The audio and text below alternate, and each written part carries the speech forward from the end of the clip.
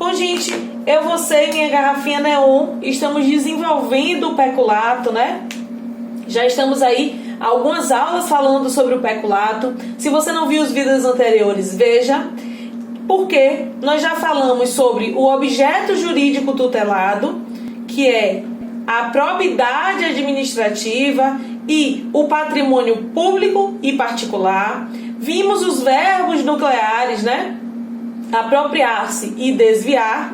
E agora nós vamos ver os sujeitos. Poxa, Catarina, você não falou quem são os sujeitos desse crime. Mas antes de ver os sujeitos, uma pergunta para vocês. O que significa perguntar quais são os sujeitos de um crime? Facinho, significa saber quem causou aquele crime, né? Quem é que pode causar esse crime e contra quem. Então o sujeito ativo é quem cometeu aquela conduta e o passivo é contra quem aquela conduta foi cometida. Certo? Beleza. Então, Catarina, e quais são os sujeitos ativo e passivo desse crime de peculato?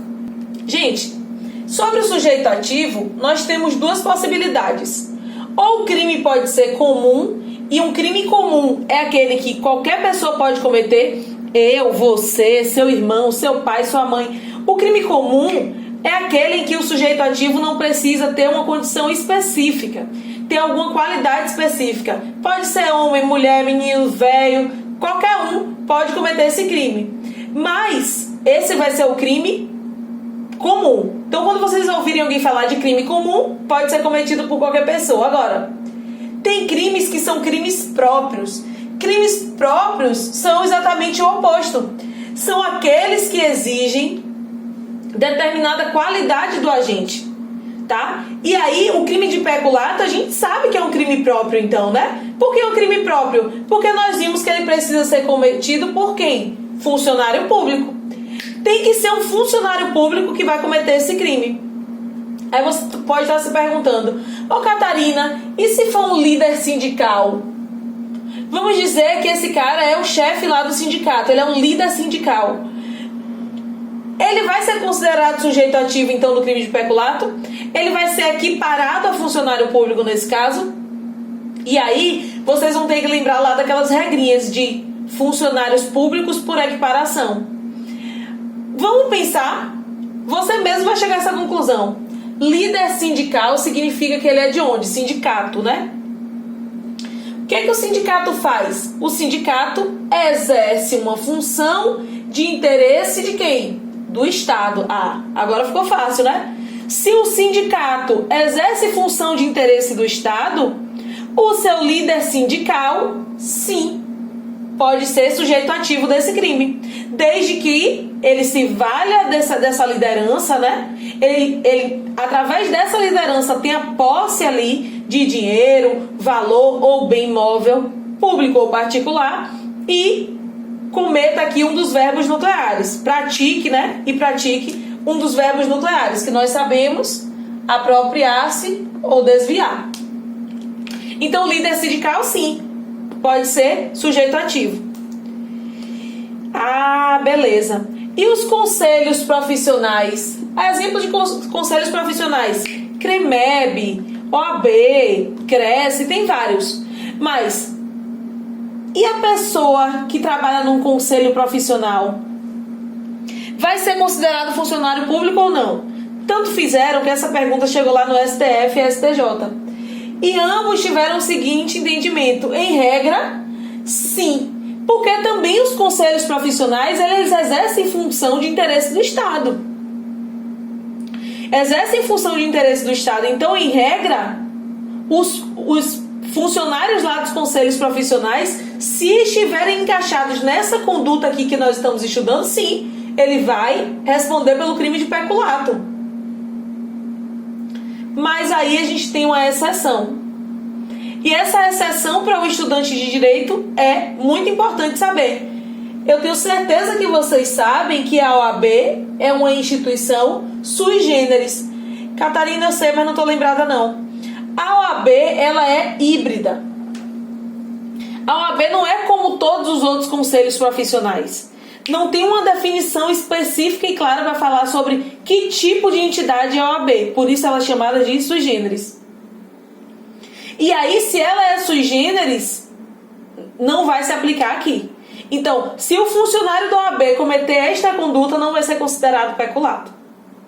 Porém, de qualquer outro conselho profissional, sim, vai ser. Certo? E por quê? Exatamente por isso, porque a OAB é sui generis. Tudo bem. A Catarina está clareando aqui para mim.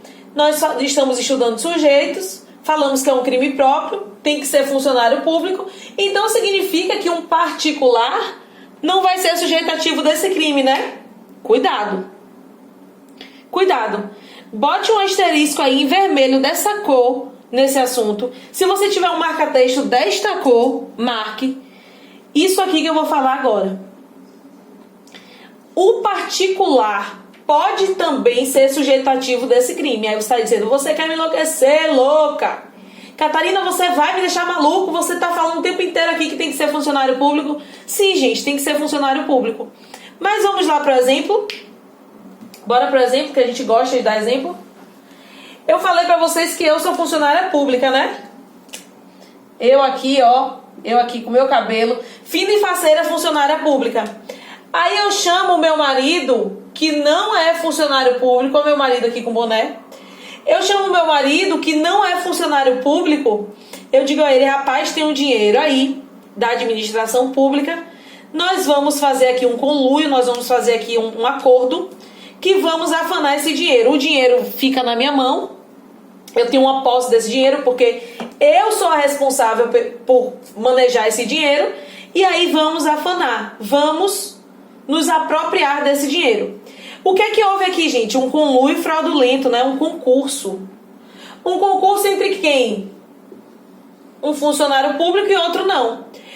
Aí, para saber se esse particular aqui, que no exemplo é meu marido, pode ser sujeito ativo do crime de peculato, a gente precisa saber o seguinte: ele tem ciência de que eu sou funcionária pública, ou seja, ele sabe que eu sou funcionária pública? Sabe. Ah, então se ele sabe que eu sou funcionária pública e faz um concurso ali comigo, as circunstâncias se comunicam, ou seja, eu não sou funcionária pública, sou. Essa circunstância minha vai ser comunicada a ele também. E aí ele vai responder por peculato como se funcionário público fosse. Entenderam? Então isso é muito importante. O particular pode sim ser sujeito ativo do crime de peculato. Ah, então aqui a gente já matou a pau o sujeito ativo. Entendemos tudo sobre o sujeito ativo. Agora nós vamos ver o sujeito passivo.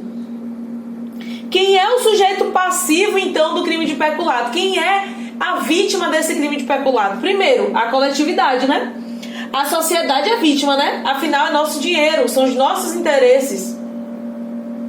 Mas também eu posso ter um eventual lesado.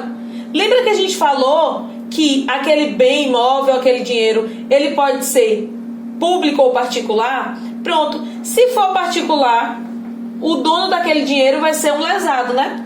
E lesado aqui não significa ser lerdo não, viu, gente? Lesado aqui é o que sofreu com aquela perda, né? O que sofreu a vítima mesmo. A vítima mesmo.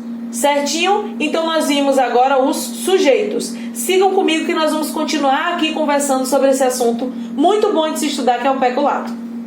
Dê seu like, se inscreva no canal e até a próxima.